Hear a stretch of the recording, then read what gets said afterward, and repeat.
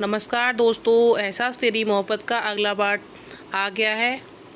साजिश। सुबह का वक्त, मिश्रा भवन। आज सीमा जी जल्दी से जागकर सारे काम कर रही थी। वो जल्दी जल्दी सभी को जगाती हैं। रिया भी आज एक ही आवाज़ में उठ जाती है, पर बानी आज उठकर नीचे नहीं आई थी। बानी अपने कमरे में अपने बेड पर बैठी हुई थी। आज उसको अपने कमरे में आखिरी दिन था। कल से आज तक हमारी ज़िंदगी से ऐसा क्या हो गया? हम अचानक से किसी और की होने जा रहे हैं, वो भी उस इंसान की जिसको हमने देखा तक नहीं है। कैसा है, कौन है, क्या करता है, कुछ भी तो हमें उस इंसान के बारे में पता नहीं, और हम उस अनजान शख्स के हवाले अपनी पूरी ज़िंदगी कर रहे हैं। कुछ भी तो नहीं, अगर यहाँ से भाग गए तो दुनिया समाज वाले ताने मार मार कर हमारे परिवार को जीने नहीं देंगे। अब हमारी ज़िंदगी इसी शादी पर निर्भर है। बानी अपने मन ही मन सोचती है। बानी तैयार होकर नीचे आती है। वो देखती है सीमा जी उसकी शादी होने से कितनी खुश हैं। बानी की नज़र अपने पापा पर पड़ती है तो वो भी काफ़ी खुश होते हैं। बानी को मुस्कुराने का इशारा करते हैं, पर फिर बानी उनकी तरफ देखकर मुस्कुराती है। तभी सीमा जी का फ़ोन रिंग करने लगता है। वो देखती है कि नितिन का फ़ोन आ रहा है। सीमा जी जल्दी से फ़ोन उठाती हैं। हेलो नितिन जी। सीमा जी फ़ोन पर बोलती हैं। हेलो मिसेज मिश्रा, आप सभी लोग 11 बजे तक तैयार हो जाइएगा।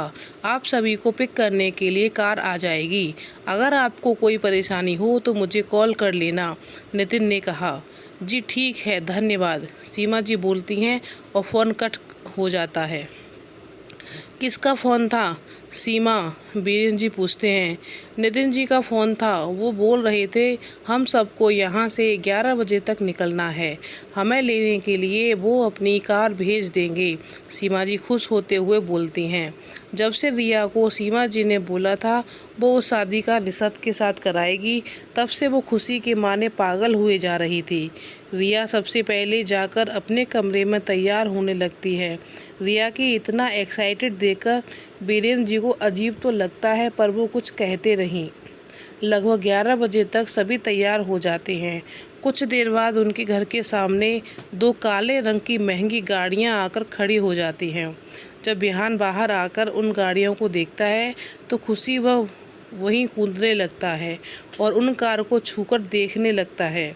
कुछ देर बाद अपना सामान लेकर वो सभी घर से बाहर आ जाते हैं। बानी के कदम तो हिल ही नहीं रहे थे। बड़ी मुश्किल से वो घर से बाहर तक आती है। जब पीछे मुड़कर अपने घर को देखती है तो उसे ऐसा लगता है जैसे उसके दिल का कुछ हिस्सा वो यहीं छोड़कर जा रही हो। रायचंद पैलेस। ऋषभ तैयार होकर बाहर ही जा रहा था। पीछे उसे जया जी की आवाज़ आती है। ऋषभ कहाँ जा रहे हो? जया जी पूछती हैं। मॉम ऑफिस में कुछ ज़रूरी काम था, वहीं करने जा रहा हूँ, ऋषभ झूठ बोलता है। अरे तुम्हें पता नहीं है, आज तुम्हें मेरे साथ बुटीक पर जाना था, क्योंकि हमें उन डिजाइन्स को देखना है जो बाहर से आए हैं। जया उसे ध्यान दिलाते हुए कहती है।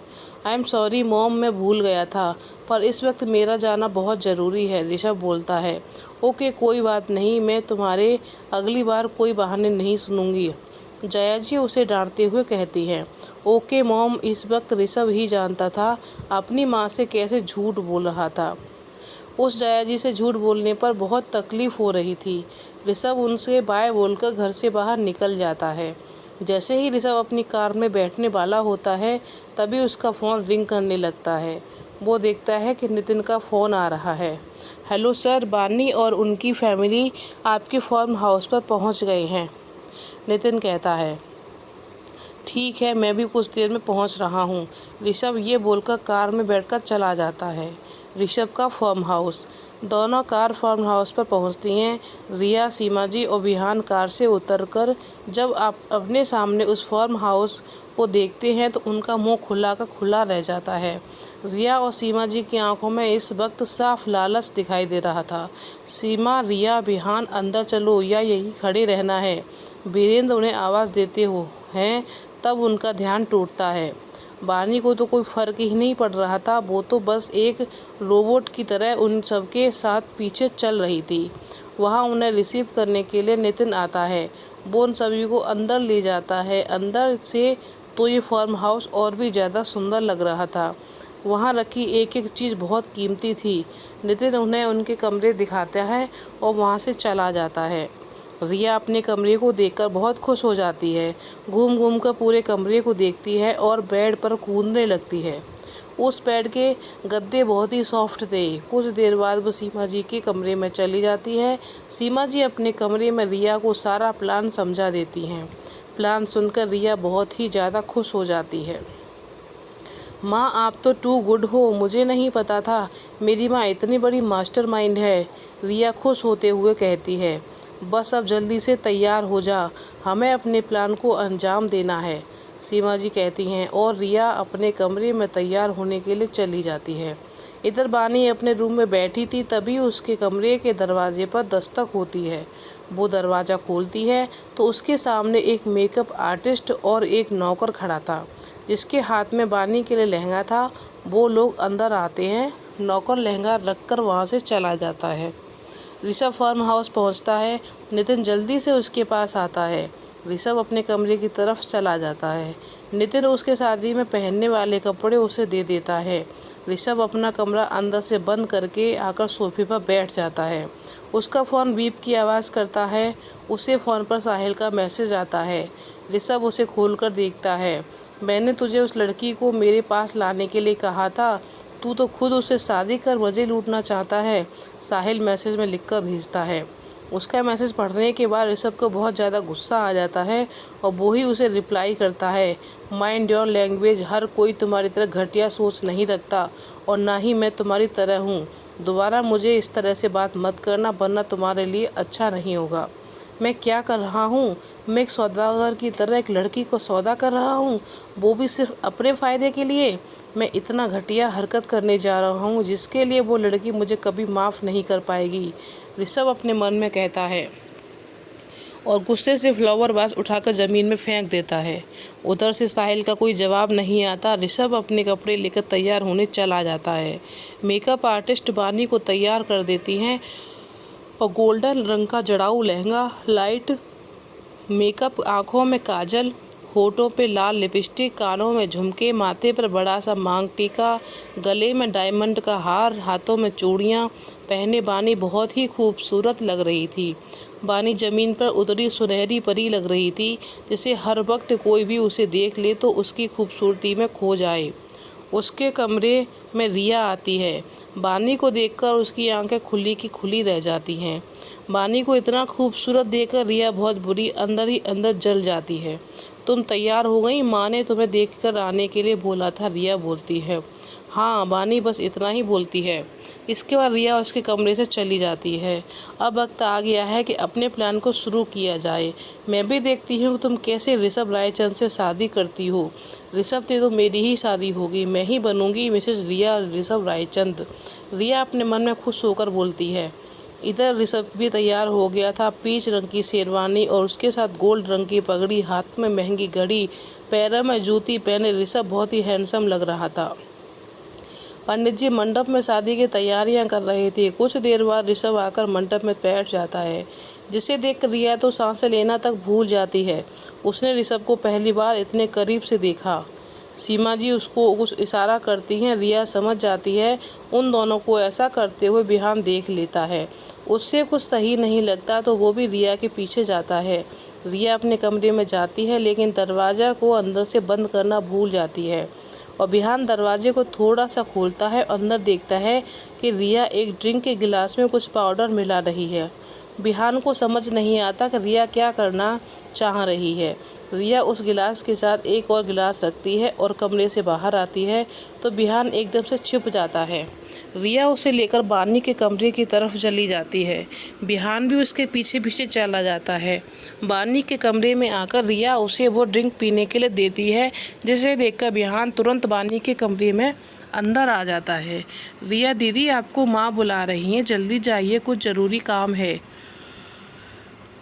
बिहान जल्दी से बोलता है। पर रिया ने बोलना चाहा, पर बिहान ने उसकी बात काट कर बोलता है, जल्दी जाइए। रिया पीछे की ओर देखते हुए चली जाती है। बिहान चुपचाप जल्दी से गिलास बदल देता है। बानी को दूसरा गिलास दे देता है। बानी उसे पीने लगती है। तभी रिया अंदर आती है और बिहान पर चिल्लाने वाली होती है, लेकिन बानी को ड्रिंक पीते देख वो खुशी हो जाती है। बिहान जल्दी से रिया को दूसरा गिलास उठाकर उसे दे देता है। रिया खुशी से पूरा ड्रिंक पी जाती है। कुछ ही मिनट बाद रिया को अचानक से अपना सिर भारी सा लगने लगता है और वो उन दोनों से बोलकर वहाँ से अपने कमरे में चली जाती है। कमरे में जाते ही रिया बेहोश होकर बेड पर गिर जाती है। कुछ देर बाद सीमा जी बानी को लेने के लिए आती हैं। वो जाकर रिया का कमरा देखती हैं। वो देखती हैं कि वहाँ रिया बेहोश पड़ी है। उसका मुंह दूसरी तरफ था। सीमा जी को गलतफहमी हो जाती है। उन्हें लगता है कि बेड पर जो लड़की बेहोश पड़ी है वो बानी है, क्योंकि सीमा जी ने रिया से कहा कि बानी को बेहोश करके उसके कपड़े बदलकर उसे अपने कमरे में लिटा दे, जिससे किसी को शक ना हो। सीमा जी खुश होते हुए वहां से सीधा बानी के कमरे में जाती हैं। बानी का मुंह दूसरी तरफ था। जैसे ही वो बानी की तरफ बढ़ती हैं तभी उनकी फ़ोन की घंटी बजने लगती है और फ़ोन पर बीरेन जी कहते हैं जल्दी बानी को लेकर आओ। तो सीमा जी पीछे से ही बानी का घूंघट कर देती हैं। वो उसे देख नहीं पाती और उसको लेकर मंडप में पहुंच जाती है। ऋषभ बानी की शादी। सीमा जी बानी को लेकर बाहर आती हैं। जैसे जैसे बानी मंडप के पास आ रही थी वैसे ही उसकी दिल की धड़कन बहुत तेज होने लगती है। जब ऋषभ भी सामने बानी को आते हुए देखते हैं तो पता नहीं क्यों उसका भी दिल जोरों से धड़कने लगता है। सीमा जी बानी को मंडप में लाकर ऋषभ के पास बिठा देती हैं और पंडित जी शादी की रस्में शुरू कर देते हैं। मैं इस लड़की के साथ इतना गलत नहीं कर सकता। मैं साहिल को ऐसे किसी ज़िंदगी बर्बाद नहीं करने दूंगा। मैं शादी होते ही इन्हें सारा सच बता दूंगा और डिवोर्स देकर इनकी आर्थिक मदद भी कर दूंगा। इन्हें साहिल से बचाकर सेफ जगह पर भेज दूंगा जहां साहिल इन तक ना पहुंच सके। लेकिन अब बस मैं और नहीं कर सकता ये सब। ऋषभ उसकी तरफ देखकर मन ही मन फैसला लेता है। अचानक पंडित जी मंत्रों के बीच में रोकते हुए ऋषभ कुछ बोलता है। मैं आप सभी से कुछ कहना चाहता हूँ। जी कहिए, सीमा जी चौंक कर कहती हैं। मुझे बानी से अकेले में कुछ बात करनी है, ऋषभ कहता है। यह सुनकर सीमा जी घबरा जाती हैं, क्योंकि उन्हें यही पता था कि शादी के जोड़े में रिया है और अगर ऋषभ के साथ रिया अकेली गई तो सबको सच पता चल जाएगा। लेकिन वो मना भी नहीं कर सकती थी, वरना सबको शक हो जाता। जी आप कर सकते हैं बानी, आओ, सीमा जी बोलती हैं। लेकिन वो धीरे से बानी के कान में रिया समझकर धीरे से उसके कान में कहती हैं, बिल्कुल चुप रहना, कुछ मत बोलना और घूंघट तो बिल्कुल मत हटाना। बानी ये सुनकर हैरान हो जाती है कि उसकी माँ ऐसे क्यों बोल रही हैं, पर वो उनकी बात मान लेती है। ऋषभ और बानी एक कमरे में जाते हैं। ऋषभ पीछे से कमरे में आकर दरवाज़ा अंदर से बंद कर देता है। वो बानी के सामने आता है, लेकिन बानी अपना घूंघट नहीं हटाती और ना ही ऋषभ उसे घूंघट हटाने को कहता है। देखिए, मैं कोई भी बात घुमा फिरा नहीं कर रहा हूँ, मैं मेन पॉइंट पर आता हूँ। आपसे शादी किसी मजबूरी में कर रहा हूँ। मैं नहीं चाहता कि आप भी इस मजबूरी की शादी में रहें। जैसे ही शादी होगी मैं आपको डिवोर्स दे दूँगा। आप घबराइए मत, आपको इस कंपसेशन भी दे दूंगा जिससे आपको आगे कोई तकलीफ ना हो, ऋषभ गिल्ट के साथ बोलता है। यह सुनकर बानी को झटका लगता है। उसे समझ नहीं आ रहा था कि उसके साथ ये क्या हो रहा है। क्या हो रहा है ये? जब आपको शादी करनी ही नहीं थी तो हमारी ज़िंदगी क्यों बर्बाद की? ऋषभ की ये बातें सुनकर बानी आंखें नम हो जाती हैं। इस वक्त उसकी आंखों में नमी और गुस्सा दोनों ही था। बानी बस अपनी गर्दन हाँ में हिला देती है, जिससे ऋषभ उसका जवाब समझ जाता है। कुछ देर बाद दोनों कमरे से बाहर आते हैं। सब कुछ नॉर्मल देखकर सीमा जी के चेहरे पर सुकून आता है। ऋषभ और बानी दोनों ही मंडप में बैठ जाते हैं। रिया कहाँ है? सुबह से शादी के लिए बहुत खुश थी, लेकिन अब दिखाई नहीं दे रही है। बीरेन जी रिया को वहाँ न देखकर सीमा जी से पूछते हैं। रिया की तबीयत कुछ ठीक नहीं है, मैंने उसे दवाई देकर आराम करने को कहा है। वो अपने कमरे में आराम कर रही है, सीमा जी झूठ बोलती हैं। तो बीरेंद्र जी बस हल्की गर्दन हिलाकर हाँ कहते हैं। रिया तो ऋषभ के साथ यहाँ मंडप में है। आज मेरा और मेरी बेटी का करोड़पति बनने का सपना पूरा हो जाएगा, सीमा जी खुश होते हुए मन में कहती हैं। अब कन्या अपने हाथ को बर के साथ हाथ के ऊपर रखिए, पंडित जी बोलते हैं। ऋषभ की बातों के बारे में सोचकर बानी की आंखें नम हो रही हैं और पंडित जी के कहने पर ऋषभ अपना हाथ आगे करता है और बानी अपने हाथ को ऋषभ के हाथ के ऊपर रख देती है। ऋषभ और बानी के हाथ जैसे ही एक दूसरे को छूते हैं, उन दोनों को एक अनजाना सा एहसास महसूस होता है। धीरे धीरे पंडित जी मंत्र पढ़ने लगते हैं और शादी की रस्में आगे बढ़ने लगती हैं। पंडित जी उन दोनों के गठबंधन करने के लिए बोलते हैं। सीमा जी आगे आकर ऋषभ और बानी का गठबंधन कर देते हैं। अब दोनों फेरों के लिए खड़े हो जाइए। मंत्रों के उच्चारण के साथ साथ ऋषभ और वाणी एक दूसरे के साथ जन्मों तक साथ रहने का वादा उन फेरों के साथ करते हैं। हर फेरे के साथ वाणी को ऐसा लग रहा था जैसे वो शादी की हर रस्म रिवाज का मजाक बना रही है। फेरों के खत्म हो जाने पर दोनों वापस बेदी पर बैठ जाते हैं। तो दोस्तों आज का पार्ट इतना ही। आगे की कहानी आपको मेरे अगले पार्ट में मिलेगा। आपको मेरी कहानी कैसी लगी मुझे कमेंट करके बताइएगा और मेरे चैनल को लाइक शेयर एंड सब्सक्राइब ज़रूर करिएगा और मेरी कहानी को फुल वॉच करिएगा। तो मिलते हैं अब आपको अपने अगले पार्ट में। तब तक के लिए नमस्कार दोस्तों।